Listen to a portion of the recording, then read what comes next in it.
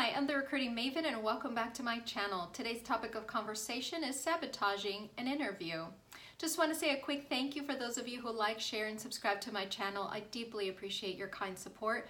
For those of you who are new to my channel, I have an ever-growing playlist in regards to career tips and advice, so hopefully you will find that helpful. And for those of you who want a more one-on-one coaching session or perhaps resume writing services, please check out the description box below. So diving into today's topic of conversation, and I don't think a lot of people talk about that. I don't think people talk about really, sabotaging your interviews in a very open manner. I think a lot of times, whether it's a career coach or maybe it's a family member and you've gone through an interview and you don't think you did very well, and you just get that feeling that something has gone wrong. I have to say that I think all of us have gone through that first and foremost. There's none of us that has ever aced every single interview, unless maybe you've had maybe only 2 jobs or possibly 1. But with that said, it's very difficult. Sometimes we get that funny feeling in our stomach, and that's a lot of times people don't acknowledge that. And intuition, I think, is really there to help you, to guide you. What's a good decision? What's a bad decision? Yes, there are times when you just absolutely need a job, and that's okay too. What I'm saying though is when you maybe whether it's a phone interview, maybe whether it's an in-person interview, and you start to get that just a funny feeling, but then you sort of like push it down until it no longer exists. And then at the end of that interview, you're wondering what went wrong. Because one, you were never comfortable during that interview. And whether it came from you because you just really didn't want the job, or perhaps that you're meeting somebody who you really just don't want to work with, and you're just getting those negative vibes or just a funny feeling that that's just not a good fit for you. And I would say, unless you absolutely need the job, don't take it. You can be gracious about it and just tell your recruiter that that's not something that you're interested in, and just not pursue it. Because I think we get ourselves into jobs that we really don't like and possibly hate at some point. And I think that we know right off the bat whether that's really going to be a good fit for us or not. We just we just push down those feelings and that intuition that tells us, listen, this isn't right for us. And again, I'm not speaking to having a need for paying the bills and keeping the lights on in your house. If that's your situation, it is what it is, right?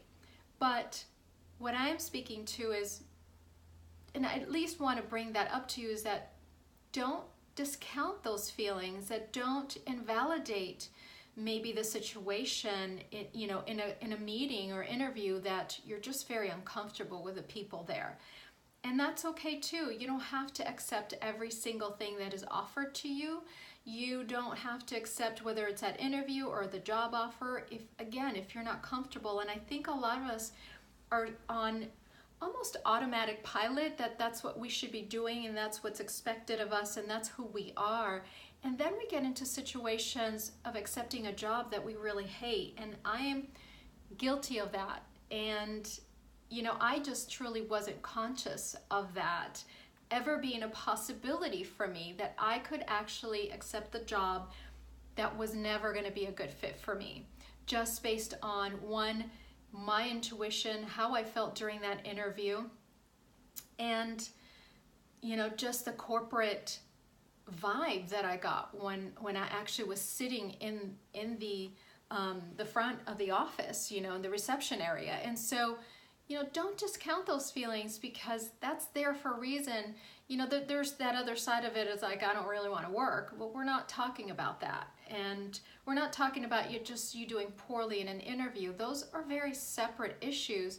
But what I'm asking you to really take a look at how you're feeling that day about the situation that you encountered during the interview, and asking yourself, based on how I felt, is this a good choice for me? And then bring in the logic aspect to it. I think we make better decisions when there's a connection between how we feel internally about that interview and the mental, the more analytical side of it, when there's that marriage of those two, I think it's a better decision than just writing what's going to be good for me, what's going to be good for my family.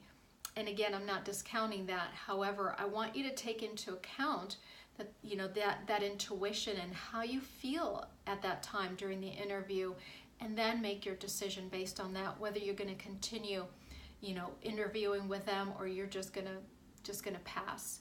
So just wanted to bring that up because I think oftentimes, when we talk about feelings, it gets overlooked as being not as important, and I think it absolutely is important.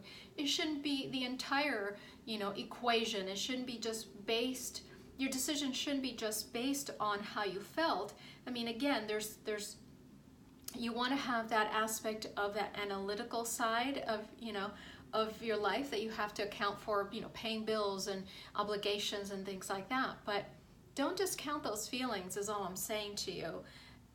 They're there for a reason. It's there to protect you sometimes.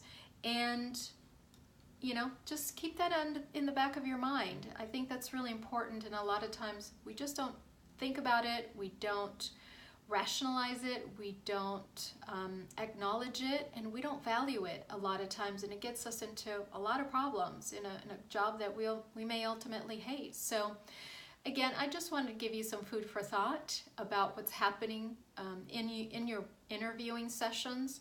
So hopefully you found that of value. I do appreciate your kind support, your constant subscribing, sharing, and liking to my channel. Again, for those of you who want to subscribe to my channel, make sure you hit that little notification bell, and that way you do get notified every time I upload a new video. And I look forward to seeing you in my next video. Take care. Have a wonderful rest of your day.